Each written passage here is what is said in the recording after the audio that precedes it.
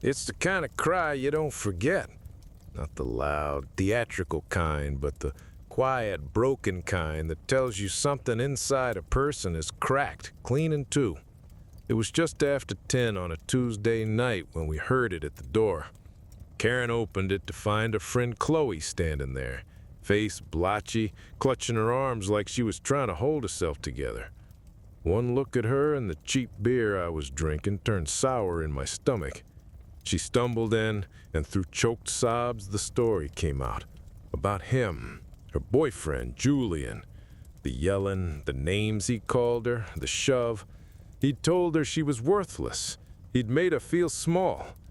And right then, a cold, hard knot formed in my gut. I'm a big guy, always have been, and the first thought that comes to mind in these moments is the old, simple kind of justice, the kind you deliver with your knuckles. But I knew that wasn't the way. That was his way. Mine had to be quieter, slower, something he'd never see coming until it was already over. This was all back in '98. The world was still running on dial-up, and my life revolved around two things: my classes at Northwood Community College and my beat-up '89 Ford F-150 that smelled permanently of sawdust and gasoline. I was 20 years old, trying to get a business degree so I could do something better than hauling lumber, which I did on weekends. To make ends meet during the week, I had a work-study job that was about as exciting as watching paint dry. Filing clerk in the college's office of the registrar. My girlfriend Karen was studying to be a nurse. She was the bright spot in my world. Smart, kind, and the reason our tiny second-floor apartment felt like a home. It was her who brought Chloe into our lives. They had a history class together, and soon Chloe was a regular fixture on our lumpy plaid couch for movie nights and cheap pizza. She was a good kid, an art major, with a laugh that could fill the whole room. And then she started dating Julian. He was a foreign exchange student studying finance. One of those guys who wore expensive-looking loafers with no socks and had a way of looking at you like he was calculating your net worth and finding it wanting. He never quite fit in.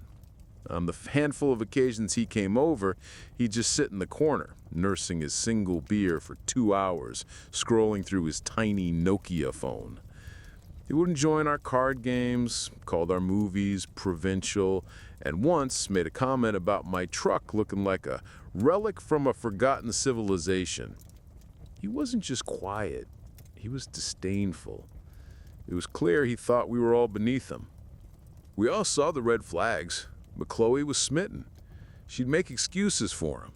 Oh, he's just stressed about his visa, or his family puts a lot of pressure on him. Karen and I would exchange looks over her head. We didn't like him, not one bit. We saw how Chloe started dimming her own light around him, laughing a little less, apologizing a little more.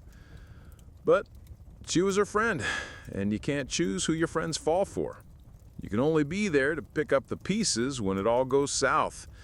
We just didn't know how bad it was going to get. After that first time Julian showed up at our apartment, things got tense. He started limiting how often Chloe could see us. A planned game night would be canceled at the last minute with a vague text from Chloe.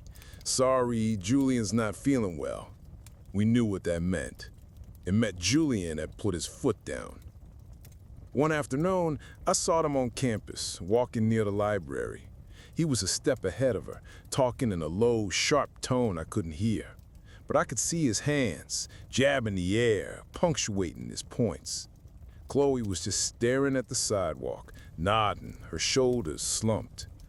When she saw me, she gave a weak little wave, but he just shot me a glare that could peel paint. He pulled her along without breaking stride. It was a small thing, but it felt big. It felt like ownership. Karen tried talking to her. "Are you happy, Chloe?" she'd ask gently. Chloe would always force a smile and say, of course she was. The Julian was brilliant and was going to be a big deal someday. But her eyes told a different story. They were losing their spark. The breaking point, The night she showed up at our door was the culmination of all that simmering poison. The fight had started, predictably, over us. He'd found out she was planning to come over to watch a movie and lost it. Accused her of not respecting him, of preferring to hang out with simple people who had no ambition. He called her a name I won't repeat. She tried to leave his cramped, sterile apartment, and he blocked the door. She said he didn't hit her, he just shoved her hard. She tripped over a cheap coffee table and landed hard on her hip. Karen took her into the bathroom to look at the bruise. I could hear them talking in hushed tones, Chloe's quiet sobs punctuated by Karen's soft, comforting words. I just sat in the living room, the four cheap walls of our apartment feeling like they were closing in. The anger I felt was a physical thing. It was a hot, metallic taste in the back of my throat. I wanted to drive over to his place. I wanted to use my size for something other than loading drywall. I wanted him to feel as small and powerless as he'd made her feel. But that was a fool's game. Getting into a fist fight would get me kicked out of school, maybe even get arrested. It would solve nothing and make everything worse for Chloe. I sat there for a long time, clenching and unclenching my fists, staring at the water stains on the ceiling. There had to be another way, a smarter way, a way to hit him where it would actually hurt. Not his body, but his pride, his future, the one he was so damn proud of. The next day, I went to my job at the registrar's office in a fog. The place was a maze of gray filing cabinets and the constant monotonous hum of fluorescent lights.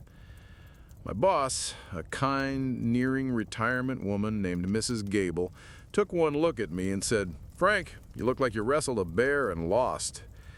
I just mumbled something about a long night. I spent the morning filing transfer credit requests, the paper sliding through my fingers, my mind a million miles away. I was thinking about power. Julian's power over Chloe was emotional. Mine, if I had any, was what? I could lift heavy things. I could fix a carburetor. None of that was any use here. Then around noon, Mrs. Gable asked me to pull the weekly incomplete grade reports. I walked over to the old IBM terminal, the one with the glowing green text on a black screen. It was our digital hub, the brain of the whole college. As my fingers tapped on the clunky keyboard, I navigated the archaic menus, student records, financial aid, class enrollment. My heart skipped a beat. Class enrollment. On a whim, my fingers typed out a name, Valentin, Julian. His student profile blinked onto the screen. Student ID number, major, finance, a list of his current classes, microeconomics, business calculus 2, intro to global markets, English 102. And then I saw it, a small flag in the top right corner of the screen, F1 visa, status active. It was like a switch flipped in my head. I'd helped process enough international student files to know the rules by heart. To maintain an F1 visa, a student had to be enrolled full-time. For Northwood, that meant a minimum of 12 credit hours a semester. If you dropped below that, the school was legally required to report it to the Immigration Service. No school, no visa. No visa, no staying in the country. I looked at the calendar, tacked to the cubicle wall. A big red circle was drawn around Friday's date. Final day to add or drop classes without penalty. It was Wednesday. I had 2 days. The anger from the night before was still there, but it had changed. The heat was gone. Now it was cold, solid, and heavy as a block of ice. I wasn't going to use my fists. I was going to use the system. His precious system, the one he thought he was mastering, was about to master him. I had access to the tools, I had the knowledge, and I had a reason as old as time itself. You don't mess with my friends. The plan began to form, not in a flash of inspiration, but piece by meticulous piece, like assembling an engine. It had to be clean, untraceable, and permanent. Friday was a long day. Every minute felt like an hour. I went through my classes, took notes I barely registered, and answered Karen's worried questions with a vague, "just tired." I couldn't tell her. I couldn't tell anyone. This had to be a ghost operation. My shift at the registrar's office started at 1 p.m. The place was a madhouse. Panicked students lined up, trying to get into classes that were full, trying to drop classes they were failing. The phones rang off the hook. It was the perfect cover. Chaos. The ad drop system was twofold. You could do it in person, which left a paper trail, or you could use the automated telephone registration system. The phone system was an anonymous robotic relic. All you needed was a student ID number and their 4-digit personal identification number, which by default was the last 4 digits of their social security number, information that was sitting right there in Julian's file. I waited. 3 p.m., 4 p.m., the lines started to thin. At 4:45, 15 minutes before closing, Mrs. Gable told me to start locking up the filing cabinets. The office was nearly empty. This was my window. I didn't use the terminal at my desk. That would leave a digital footprint, a user log. Instead, I walked over to the bank of public use phones in the lobby, the ones reserved for registration calls. I picked one up, the cheap plastic cool in my sweaty hand. My heart was pounding against my ribs like a trapped bird. I dialed the number. A synthesized female voice answered, "Welcome to the Northwood Community College telephone registration system." I followed the prompts, my fingers punching in the numbers. "Please enter the 9-digit student identification number." I typed in Julian's. "Please enter your 4-digit personal identification number." I typed in the last 4 of his social. A pause. "Access granted. Welcome, Julian." Hearing his name from the robot sent a chill down my spine. "Press 1 to add a class. Press 2 to drop a class." I pressed 2. "Please enter the 5-digit course reference number for the class you wish to drop." I had his schedule memorized. I started with Business Calculus 2. I entered the number. "You have requested to drop course number 18422, Business Calculus 2. Press 1 to confirm." I pressed 1. "The course has been dropped." 1 down. Microeconomics, dropped. Intro to Global Markets, dropped. English 102, dropped. His schedule was now a blank slate. He was at 0 credit hours. But I wasn't done. Just dropping him wasn't enough. I needed to insult the injury. "Press 1 to add a class." I pressed 1. I'd spent the previous day combing through the course catalog for a special kind of class, those with non-refundable lab or material fees. "Please enter the 5-digit course reference number." I typed in the code for Introduction to Ceramics. Fee, $150. The course has been added. Next, Advanced Fencing. Fee, $100. Added. Geology 101, the one with the mandatory field trip fee, $200. Added.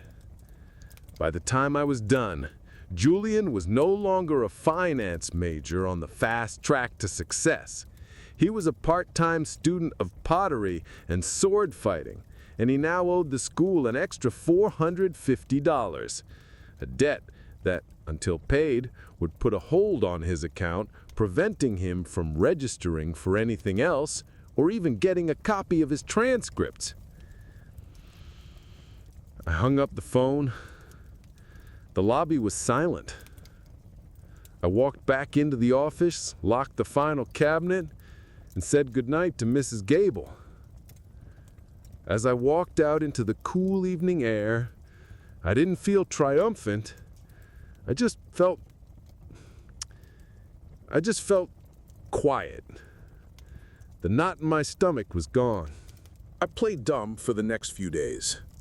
Chloe had broken up with Julian the day after the incident, a clean break via a short, firm phone call. She was still fragile, but she was staying with us, and slowly the light was starting to come back into her eyes. She was worried, though. She had English 102 with him on Tuesdays and Thursdays and was dreading seeing him. Tuesday afternoon, she came back from class with a strange look on her face, a mixture of confusion and relief. The weirdest thing happened, she said, dropping her books on our small kitchen table. Julian was in class right at the beginning, but the professor was taking roll from a new roster, and his name wasn't on it. I just nodded, trying to look mildly interested. Huh, weird. He tried to argue, saying there must be a mistake, but Professor Miller just shrugged and said, "The registrar's list is the official list. If you're not on it, you're not in the class." Someone from the waiting list was already there to take a seat. Julian just stood there for a minute, looking completely lost, and then he walked out. He didn't even look at me. I had to physically stop myself from smiling. It was better than I could have hoped. Not a dramatic explosion, but a quiet, public humiliation. An administrative error he couldn't fight. He, the man who thought he had the whole system figured out, was just told by that very system that he no longer belonged. Chloe said she never saw him in that class again. In fact, she rarely saw him on campus at all after that week. The grapevine at a community college is a powerful thing, and rumors started to fly. I heard one that he had a nervous breakdown and dropped out. I heard another that his family had cut him off. I never knew the real story. About a month later, curiosity got the better of me. During a quiet moment at work, I pulled up his file one last time. The bogus classes with the fees were gone. He or the administration had obviously sorted that part out. But the rest of his schedule was still empty. He wasn't registered for a single class. The F1 visa flag was still there, but next to it was a new word: terminated. That was all I needed to see. I logged out of the terminal and never looked up his name again. I'm in my 50s now. I own a small construction business, got that degree, and then some. Garrett and I went our separate ways years ago, amicably, like people do. I'm married to a wonderful woman, have 2 kids in college themselves. My old F-150 is long gone, replaced by a newer one that doesn't smell quite as much as gasoline. Life moves on. Every now and then, I think back to that kid in the registrar's office. I think about what I did. There's a part of me, the older, more measured part, that wonders if I went too far. I didn't just get a guy kicked out of a class. I likely got him kicked out of the country. I played with his life in a way that feels heavy, even now. It wasn't a clean fight. It was a knife in the back, delivered from a keyboard at a telephone. But then I remember Chloe's face that night, the brokenness in her eyes. And I remember the cold arrogance of a man who believed his ambition gave him the right to treat another person like they were dirt beneath his shoes. Some people think strength is about how hard you can hit. I learned something different that week. I learned the real power isn't in your fists. It's in understanding the rules of the game better than your opponent. It's in knowing which quiet lever to pull to make the whole machine grind to a halt. I didn't do it for revenge, not really. I did it to restore a balance. He used his power to hurt someone I cared about. so I used mine to take his away. It was a quiet, bureaucratic act of war, fought with student ID numbers and course codes. And you know what? I'd do it again. Some people don't deserve a second chance. They just deserve to be gone. Like and subscribe.